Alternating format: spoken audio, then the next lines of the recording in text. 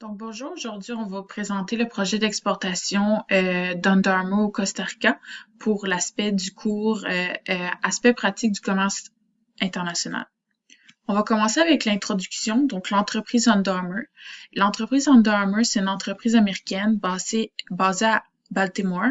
C'est dans le secteur du vêtement de sport, chaussures et accessoires. Ça a été créé par Kevin Plank en 1996. Kevin Plank voulait créer un chandail pour mettre en dessous de l'équipement de football. C'est un ancien joueur de football pour l'Université de Maryland. Aussi, aujourd'hui, en 2021, Under Armour fête ses 25 ans de création. Aussi, Under Armour est en forte croissance, aussi comparé à la concurrence dans le même secteur, par exemple Nike, Adidas, etc. Aussi, Under Armour vise beaucoup sur les ambassadeurs de marque. Donc, il y en a plusieurs ici identifiés. Donc, par exemple, il y a Michael Phelps, c'est un grand nageur olympique qui a gagné de nombreuses médailles. Aussi Stephen Curry, un joueur de basket américain. Stephen Curry a sa propre collection chez Under Armour, ça s'appelle les Curry. Donc, tous des modèles de chaussures de basket très dispendieuses, mais qui représentent vraiment la vision de marque de Stephen Curry. Ensuite, il y a Lindsey Vonn. Lindsey Vonn, c'est une skieuse alpin américaine qui représente la marque Under Armour. Aussi, il y a The Rock. The Rock, c'est un ancien lutteur, acteur avec de fortes notoriétés sur le marché américain. Aussi, il y a Tom Brady. Tom Brady est un joueur de football qui a gagné beaucoup de Super Bowl. On va vous présenter le mandat pour Under Armour. Donc, c'est très important pour nous de vous présenter un plan d'affaires international détaillé. On va viser sur une exportation au Costa Rica dans la région de Tamarindo. Donc, une région très surfeur, avec de plages, vraiment le mode de vie vraiment relax. Aussi, le climat très tropical. Aussi, on a décidé de faire une commande test de 250 unités avec le mode de transport par avion. Par la suite, on a décidé de faire une analyse externe PESTEL sur le Costa Rica. C'est très important avant de faire un partenaire d'affaires de connaître le marché où que l'entreprise s'en va. Donc, la première dimension politique. Le Costa Rica, c'est une nation stable, politiquement pacifique et très démocratique. Donc, c'est vraiment important pour faire un partenariat d'affaires que le pays qu'on va faire un partenaire d'affaires qui soit très stable politiquement. Par la suite aussi, je vais vous présenter le PIB est en forte croissance au Costa Rica. Donc, c'est ça que c'est vraiment important de voir une progression d'un PIB en croissance pour que le pays soit en vision d'atteindre un pays émergent. Par la suite, il y a la dimension économique. Dimension économique, c'est Costa Rica, c'est la deuxième économie de l'Amérique centrale. Aussi, l'économie du Costa Rica est visée sur l'agriculture. Donc, le climat est très différent du Canada. Donc, c'est un grand exportateur de bananes, de café et d'ananas. Aussi, 40% de leur importation vont aux États-Unis. Donc, ils ont vraiment un très bon partenaire d'affaires avec l'Amérique du Nord. Par la suite, on va vous présenter la dimension socio-démographique. Donc, la distance physique est très différente. Donc, les Costaricains, il y a vraiment une très forte proximité lors d'une discussion avec les individus. Donc, il faut vraiment prévoir ça lorsqu'on va négocier avec le pays et des Costaricains. Par la suite, le mode vestimentaire dépend du lieu ou la fonction du lieu de travail de l'individu. Donc aussi, on s'en va dans la région de Tamarindo, donc c'est vraiment plus décontracté, plus le mode de vie de plage. Donc, je pense que la tenue vestimentaire d'affaires serait moins de mise. Aussi, les méthodes de gestion visent le leadership et l'expérience. Les Costaricains visent vraiment ces modes de gestion-là, donc c'est vraiment à prendre en note lors du partenaire d'affaires avec eux. Aussi, l'égalité des sexes est différente du Canada. Donc aussi, c'est l'homme qui rapporte l'argent à la maison, beaucoup l'homme qui prend des décisions pour la famille aussi. Donc, c'est sûr que le droit des femmes est très différent dans ce pays. La religion dominante, c'est le catholicisme, donc sont très croyants les Costaricains. L'Église est très présente dans leur culture et beaucoup le dimanche, ils vont à l'Église. Aussi, les Costaricains visent le collectivisme, beaucoup d'altruisme, on aide le système d'aide aussi, de vraiment être à l'écoute des autres. On va faire la deuxième section de l'environnement PESTEL, donc la dimension technologique. Le Costa Rica a une forte économie aussi sur tout ce qui est microprocesseurs, les composantes d'ordinateurs sont vraiment la révolution de l'économie du Costa Rica. Donc, une forte création d'emplois pour tout ce qui est microprocesseurs. C'est environ 30 000 emplois pour les Costaricains et aussi le salaire beaucoup plus prospère que l'agriculture. Par la suite, l'écologie. Donc, le Costa Rica est le pionnier du tourisme durable depuis les années 70. Aussi, ce pays représente 0,3% de la superficie de la Terre à l'échelle mondiale, surtout ce qui est comme l'environnement et vraiment comme le poumon de l'écosystème. Aussi, il y a une forte opportunité du tourisme responsable, de l'immobilier responsable et aussi des gens qui visent vraiment beaucoup le développement durable.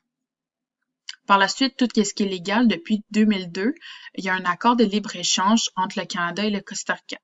Cela a permis de vraiment renforcer les liens entre les deux pays, aussi vraiment avoir une forte comment je pourrais dire, une forte augmentation de la collaboration entre les deux pays et aussi de vraiment réduire les barrières tarifaires. En tant que responsable produit, voici nos recommandations pour Endormer.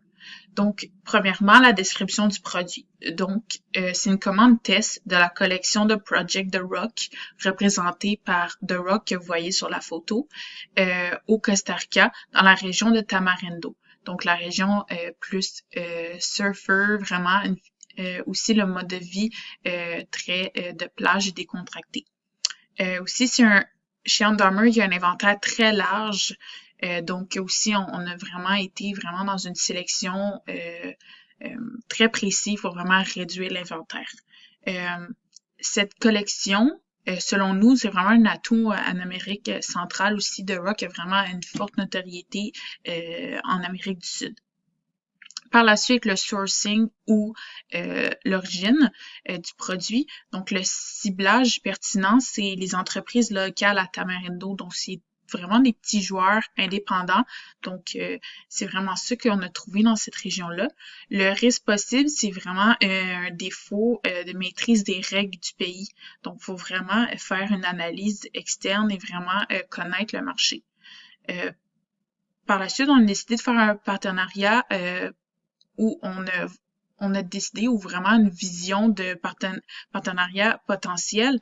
Ça va être une petite entreprise, Shareboard Industry à Tamarindo. C'est un petit magasin de surf vraiment qui vend des produits de qualité. Donc, ça pourrait vraiment marcher de faire un partenaire d'affaires avec cette entreprise. Donc, pour poursuivre, c'est l'emballage des produits pour le transport. Donc, tous les produits doivent être emballés séparément avant le transport aussi, puis avant de les mettre dans les boîtes en carton. Donc, Il y a 250 unités pour la commande test au Costa Rica. Aussi, il est très important d'avoir une étiquette codée avec une étiquette descriptive comme sur la photo. Donc aussi, il y a des codes très uniques à Under Armour. Donc, par exemple, APL, c'est apparel pour vêtements. FWR, c'est footwear pour chaussures qui doit être identifié sur la boîte.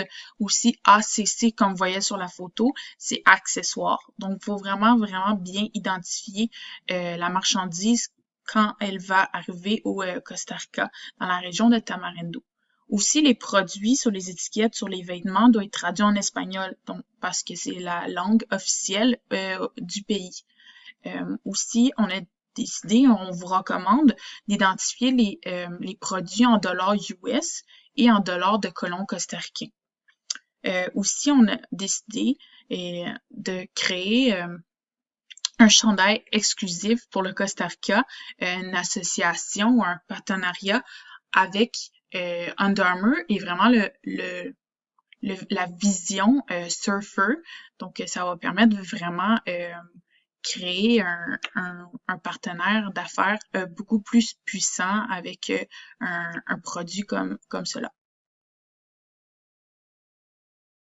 Passons maintenant à la partie marché. Bonjour, je suis Sarah Maston, la responsable marché. Pour la description du marché de destination, nous avons choisi Tamarindo. C'est une ville qui est située sur la côte pacifique du Costa Rica, en Amérique centrale. Donc pourquoi nous avons choisi cette destination exactement? Alors premièrement parce que la possibilité de clientèle est très variée, c'est-à-dire qu'on peut toucher les personnes qui vivent, les personnes locales de Tamarindo, mais aussi tous les touristes qui viennent de manière ponctuelle ou annuelle sur ce spot. La moyenne d'âge au Costa Rica est d'à peu près 30 ans, ce qui est très intéressant pour les produits de Under Armour, puisque ce qu'on observe, surtout à Tamarindo, c'est qu'il y a une atmosphère internationale qui est très stimulée par toutes les activités sportives naturelles, telles que le surf ou la randonnée en plein air, ce qui est vraiment un avantage pour l'entreprise. Et un autre point très important, c'est que Under Armour a déjà plusieurs succursales en Amérique centrale et en Amérique du Sud, mais elle n'en possède qu'une seule pour le moment au Costa Rica. Elle est située à San José et c'est au centre du Costa Rica. Alors que Tamarindo est vraiment placé à 200 km à peu près de cette succursale, ce qui permet de créer une extension par rapport aux objectifs de Under Armour, de continuer son influence sur les autres continents et les autres pays. Concernant la courte analyse des intermédiaires et territoires, nous avons fait une analyse CAGE afin de mieux déceler les différences entre le Costa Rica et le Canada. Et ce que l'on en conclut, c'est que bien évidemment, il y a une différence au niveau de la géographie, avec une taille des pays différente, des frontières qui ne sont pas communes, et au niveau économique, le pouvoir d'achat par habitant n'est pas le même, et les finances et l'éducation sont gérées d'une autre manière. Mais le Costa Rica reste tout de même le deuxième plus grand partenaire commercial du Canada en Amérique centrale, et grâce au rapport de l'OCDE, on peut voir que ces conditions socio-économiques sont en hausse avec un pouvoir d'achat grandissant sur le pays ainsi qu'à Tamarindo.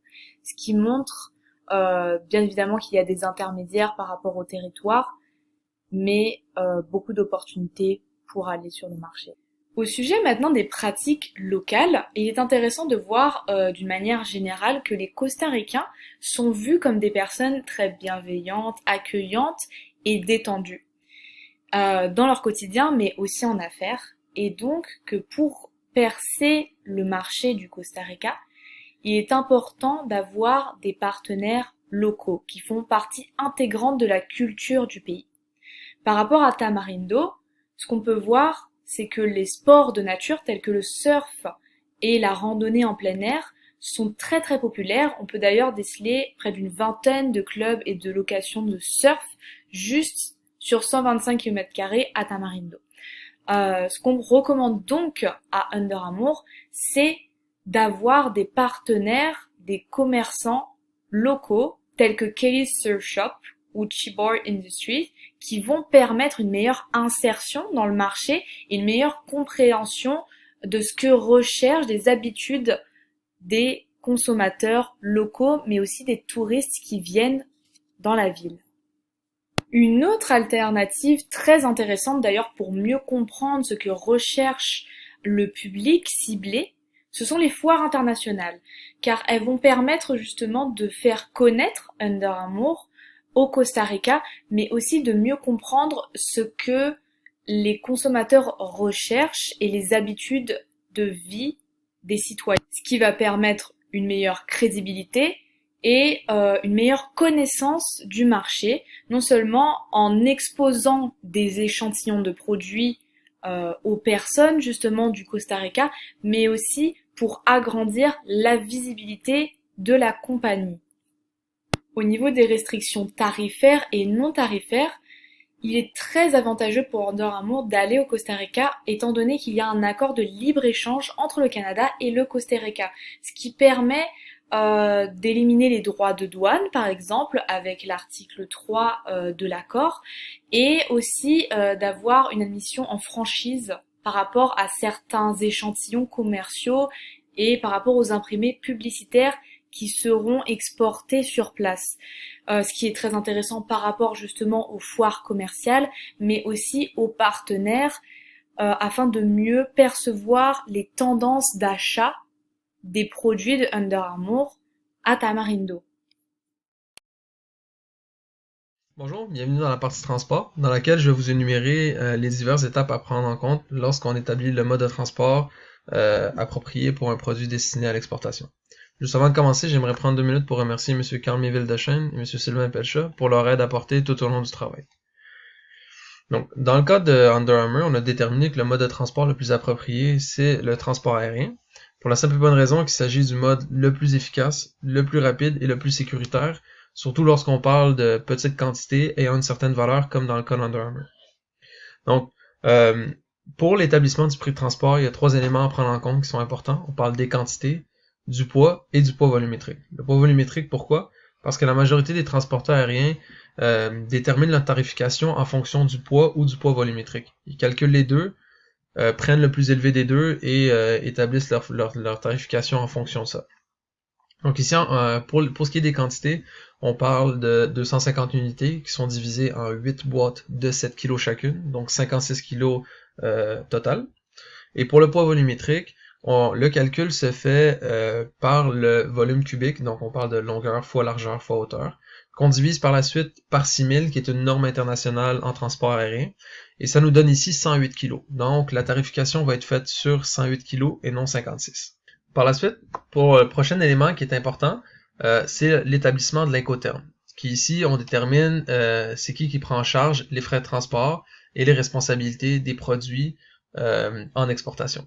Donc ici, dans le cas d'Under Armour, on a déterminé que l'incoterm le plus efficace et le plus optimal serait le DAP, donc le Delivered at Place, qui détermine que les charges, les frais de transport, la responsabilité sont à la charge du vendeur, donc ici Under Armour, jusqu'à ce que les produits arrivent en sol étranger. Puis par la suite, la responsabilité et les charges seront transférées directement à l'acheteur. Donc ici, on recommande aussi à Under Armour de faire la souscription d'une assurance. Et ça, peu importe la valeur, peu importe les quantités aussi. C'est important de tout le temps se prémunir d'une assurance, question de se protéger. Donc le troisième élément ici important à prendre en compte, c'est les modalités de transport, donc savoir où, quand et comment les produits vont être exportés. Donc le lieu de départ ici, on parle des entrepôts Under Armour de Montréal, donc qui sont au centre-ville. Le moyen de transport utilisé, donc on va utiliser des camions, un camion de l'entrepôt d'Under Armour jusqu'à l'aéroport de Montréal. Par la suite, le transport aérien jusqu'au Costa Rica. Et pour finir, de l'aéroport du Costa Rica jusqu'à l'entrepôt de l'acheteur, ça va être un mode de transport routier également. Donc, pour ce qui est des délais prévus, il faut compter environ une journée et demie pour le transport, parce qu'on parle d'un voyage qui dure 8 heures de Montréal au Costa Rica. Et on estime que bon, le lieu d'arrivée va se faire un peu le lendemain matin, parce que la majorité des vols en provenance ou en direction du Costa Rica partent le soir, donc arrivent le lendemain matin. Donc, la quatrième élément qui est important à prendre en compte lorsqu'on exporte un produit, c'est bien évidemment la documentation de transport. Donc, les documents de transport qui sont importants à fournir lorsqu'on envoie un produit à l'étranger. Donc, le premier qui est le plus important, un des plus importants, c'est le packing slip. Donc, la documentation dans laquelle on retrouve les quantités, les informations reliées au produit, les dates d'exportation et tout. Donc ça, c'est un document qui est nécessaire, qui doit être émis par le vendeur. Après, on a le Bill of Lading, donc qui comporte tous les éléments liés à l'exportation. Ça, c'est pas nécessaire de le faire si on fait affaire avec un intermédiaire.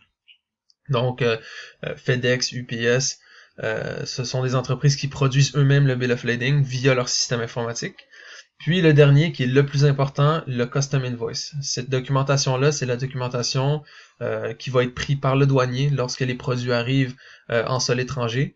Et c'est avec cette documentation-là que le douanier va être en mesure d'accepter ou de retourner les produits s'il manque des informations. Donc, ce sont trois documentations qui sont très importantes et qui sont absolument à remettre aussi lorsqu'on procède à l'exportation. Le dernier élément à prendre en compte, le dernier élément important, c'est le prix d'offre. Donc le prix auquel Under Armour va vendre ses produits à son client. Donc pour ce faire, il y a différentes composantes du prix à prendre en compte. Donc on parle ici des frais de fabrication d'Under Armour, donc les coûts fixes, les coûts variables. Il va y avoir la marge bénéficiaire recherchée, donc les marges bénéficiaires que Under Armour recherche lorsqu'ils vendent leurs produits.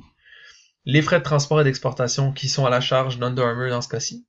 Puis le prix de vente au détail auquel le produit peut être vendu en sol étranger. Donc à cela, il va falloir retirer une marge de 25 à 30% qui va inclure la marge de profit de l'acheteur, donc du revendeur là-bas, ainsi que comme ce qu'on a nommé, tous les frais, toutes les marges bénéficiaires ainsi que les coûts de fabrication.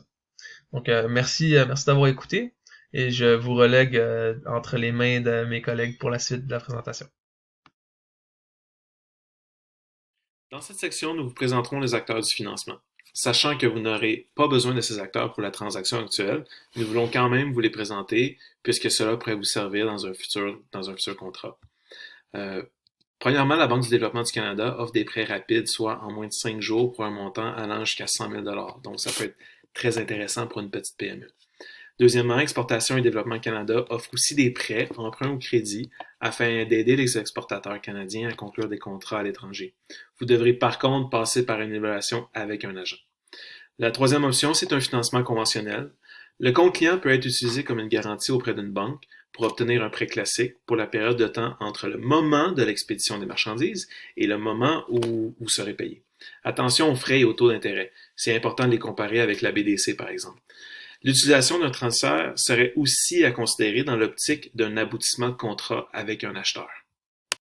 Pour le mode de paiement, il y a le paiement d'avance, soit que l'acheteur envoie les fonds avant l'expédition, mais pour la transaction actuelle, il sera difficile de convaincre l'acheteur.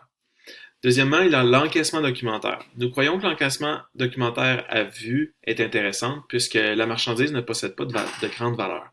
L'encaissement serait une méthode appropriée, ça réduirait ainsi les risques pour les deux parties. Les avantages de l'encaissement documentaire sont que vous conserverez un certain contrôle sur la marchandise jusqu'au moment où les conditions de paiement soient remplies par l'acheteur. De plus, vous pouvez anticiper un défaut de paiement ou un refus de celui-ci et ainsi prendre les arrangements nécessaires avec votre banque. Par contre, un des inconvénients importants, c'est que l'importateur peut retarder le paiement ou l'acceptation de la traite jusqu'à ce que les marchandises arrivent dans son pays. En discussion, notre équipe vous conseille l'encaissement documentaire à vue, soit de confier à votre banque les documents financiers et les documents commerciaux. Ce type de paiement nécessite que vous envoyiez la marchandise avant le paiement. La banque du client remettra les documents commerciaux à condition que l'acheteur paye ou même accepte les documents financiers qui lui sont présentés. Ainsi, la banque de l'acheteur vous transmettra l'argent par votre banque. Nous avons décelé 6 risques que vous devez absolument connaître et les mesures de protection. Premièrement, les risques commerciaux. Vous devez être prêt à l'éventualité que votre client ne vous paie pas. Selon l'analyse trimestrielle de DC, le Costa Rica représente un risque plutôt élevé à court terme. On remarque un défaut souverain élevé, soit que les entreprises ont la difficulté à honorer leur engagement financier pour les prochains trimestres. Cela est principalement causé par la crise économique mondiale. Alors, nous vous suggérons d'acquérir une couverture à court terme. Par exemple, l'assurance crédit d'EDC qui couvrira 90% à 100% de vos pertes assurées si un client ne vous paie pas. Pour le risque politique, il y a eu un changement de gouvernement en février 2018, ce qui a provoqué une fragmentation des sièges au Parlement. Cette fragmentation a provoqué des tensions au sein du gouvernement, donc une possible instabilité au sein des décisions des politiques commerciales du pays, comme la conversion et le transfert des devises. Pour vous protéger, EDC offre aussi l'assurance risque politique afin d'éviter qu'un gouvernement empêche le transfert d'une monnaie à l'extérieur du pays. Économique, la pandémie mondiale a causé d'importants déficits au gouvernement et la croissance du PIB devrait remonter à 3% en 2021. L'OCDE suggère dans un rapport que les autorités augmentent la productivité du pays afin de créer des conditions favorables aux entreprises nationales et ainsi augmenter le revenu moyen de sa population. Nous vous conseillons de rester à l'affût des changements économiques du pays par l'évaluation des indicateurs économiques.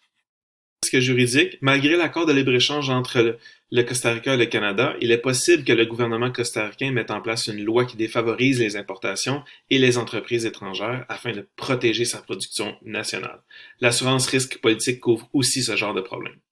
Pour le risque de change, malgré la crise actuelle, l'investissement direct étranger finance partiellement le déficit du compte courant du Costa Rica. De plus, la Banque centrale du Costa Rica n'a plus la main mise sur le taux de change et le laisse flotter, ce qui atténue le risque de variation. Une méthode appréciée de l'équipe est d'inclure une clause d'indexation à votre contrat de vente et également de souscrire une assurance taux de change de EDC pour prévenir les variations. Encaissement documentaire à vue, vous devrez remettre un avis d'encaissement à votre banque. L'avis inclura vos instructions aux conditions de paiement, la devise, le mode de paiement à vue ou par acceptation, les étapes à suivre au cas échéant que l'importateur refuse de payer. De plus, il est important de comprendre que les banques ne sont pas responsables de vérifier l'authenticité des documents commerciaux présentés. Donc, si vous n'êtes pas confiant, référez-vous à un expert. Vous devez aussi remettre les documents suivants à votre banque après l'envoi de la marchandise. Le connaissement, les documents douaniers, le certificat d'origine, la police ou le certificat d'assurance. Vous devrez aussi fournir une facture commerciale de l'entreprise afin de confirmer le transfert de propriété à l'acheteur. Référez-vous au rapport pour connaître et voir les documents nécessaires à une transaction. Donc bonjour et bienvenue dans la 5e partie du travail. Cette partie traite bien sûr du marketing. Nous allons bien sûr dans cette partie toucher à la fois la publicité ainsi que des autres thèmes comme par exemple les réseaux sociaux, le site web et l'étiquetage des produits. Donc premièrement, le Costa Rica, nous avons pour objectif d'envoyer une quantité relativement petite de produits, environ 250 unités. Ces unités entre autres, sert bien sûr pour des ventes normales avec des détaillants sur le terrain, mais également pour des événements, pour du marketing expérientiel et également pour des promotions. Donc, nous commençons bien sûr par la publicité. Donc, celle-ci sert tout d'abord à créer une certaine notoriété dans le marché costaricain. Nous voulons faire connaître la marque au public avant bien sûr d'y apporter nos produits, et une fois que nos produits sont arrivés, nous voulons nous servir de ceci pour faire bien sûr un test de marché. Donc avec celui-ci nous pouvons comprendre comment le public réagit non seulement à la marque mais bien sûr à l'image d'Under Armour, et ceci nous permet bien sûr de comprendre s'il est judicieux de faire des envois supplémentaires ou si la marque ne peut pas être compatible avec le marché. Donc nous voulons bien sûr à la fois comprendre le public cible, mais également comprendre comment est-ce que nous pouvons interagir avec celui-ci. Nous avons différentes idées par rapport à ça, par exemple du marketing événementiel, de la commandite avec des autres marques, et bien sûr avoir une très forte présence sur les réseaux sociaux, comme je mentionne dans le reste de la partie. Donc bien sûr, des autres méthodes alternatives sont possibles. Le marketing direct, par exemple, qui est très peu réglementé au Costa Rica, est peut-être une alternative intéressante. En plus d'un atout fort de Under Armour, qui est l'utilisation de représentants de marque, par exemple des athlètes ou des personnalités publiques qui peuvent endorser la marque et nous permettre d'avoir une image plus proche du public. Donc la distribution se fait bien sûr de façon principalement promotionnelle, désolé. Nous cherchons à faire connaître le produit, nous cherchons à augmenter la notoriété et nous cherchons à nous faire aimer du public avant tout. Bien sûr, nous comptons vraiment établir le contact initial avec le marché avec cette commande. Donc les réseaux sociaux sont un élément très très très important dans notre campagne de marketing. Nous voulons y être très présents, nous voulons informer et nous voulons amuser le public. Donc à la fois faire connaître comment on fonctionne, quelles sont les valeurs, quels sont les atouts de notre marque, pourquoi est-ce qu'elle est si spéciale face au public. En plus de bien sûr faire connaître au public différents événements, différents thèmes qui nous intéressent et qui pourraient se révéler justement à être de divertissement. Nous voulons une image très dynamique, très différente. Cette image, bien sûr, est là pour rivaliser avec des autres marques qui sont déjà présentes sur le territoire. Nous cherchons à nous différencier, nous cherchons à donner une perspective beaucoup plus proche du client et beaucoup plus interactive que ces autres marques. Et nous comptons bien sûr prendre en considération et faire une bonne étude sur les goûts et les mœurs des Costaricains, de façon à pouvoir nous adresser à eux d'une façon qu'ils comprennent et qu'ils apprécient. Donc pour ce qui est de l'étiquetage, la loi du Costa Rica requiert que les étiquettes des produits de vêtements soient en espagnol. Nous voulons également permettre à ces étiquettes d'être en anglais. D'abord en espagnol, puisque la population du Costa Rica a pour langue principale et langue officielle l'espagnol, mais également l'anglais, puisque à Tamarindo, de très nombreux touristes sont présents, de très nombreuses personnes internationales qui ont très souvent pour langue commune l'anglais. Donc c'est une très bonne façon de nous faire connaître par la grande majorité du public présent à Tamarindo. Nous voulons bien sûr voir quelles seraient les façons les plus efficaces d'adapter ces étiquettes. Donc, serait-il meilleur de les adapter à l'interne avec plus de contrôle ou de s'organiser avec une firme basée au Costa Rica pour avoir des étiquettes directement sur place et beaucoup plus adaptées à la culture costaricaine. Donc, pour ce qui est du site web, le site web est bien sûr très important, mais il n'est pas considéré comme l'atout le plus fort que nous avons sur Internet. Il sert de point central d'information auquel les réseaux sociaux pourraient amener. Par exemple, l'on peut mentionner un événement auquel participe l'entreprise sur les réseaux sociaux et puis donner une version avec beaucoup plus de détails, avec beaucoup plus d'interactions disponibles sur le site web. Nous cherchons à ce que les deux travaillent de concert et qu'ils puissent participer à l'expérience de l'utilisateur. Donc, bien sûr, le public et l'ensemble du Costa Rica, il est impossible d'envoyer le site web uniquement pour une ville. Donc, nous cherchons bien sûr à avoir un site web qui comprenne et qui puisse bien sûr très bien s'adapter à la culture du Costa Rica. Donc, pour ce qui est des foires internationales, les foires internationales sont bien sûr très importantes pour une compagnie qui vient juste d'arriver dans un nouveau territoire. Nous cherchons énormément à trouver des partenaires, donc il est très important d'y participer avec des objectifs très précis. Nous voulons trouver des partenaires, nous voulons trouver des partenaires de commandite, des partenaires de logistique. Donc l'une des foires les plus intéressantes est la Feria Internacional de Costa Rica.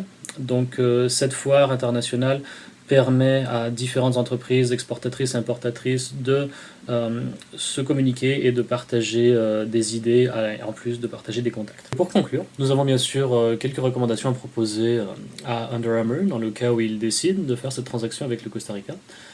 L'une d'elles, et bien sûr la plus logique de toutes, est de s'informer, d'apprendre et de bien comprendre les cultures, les mœurs et le peuple costaricain.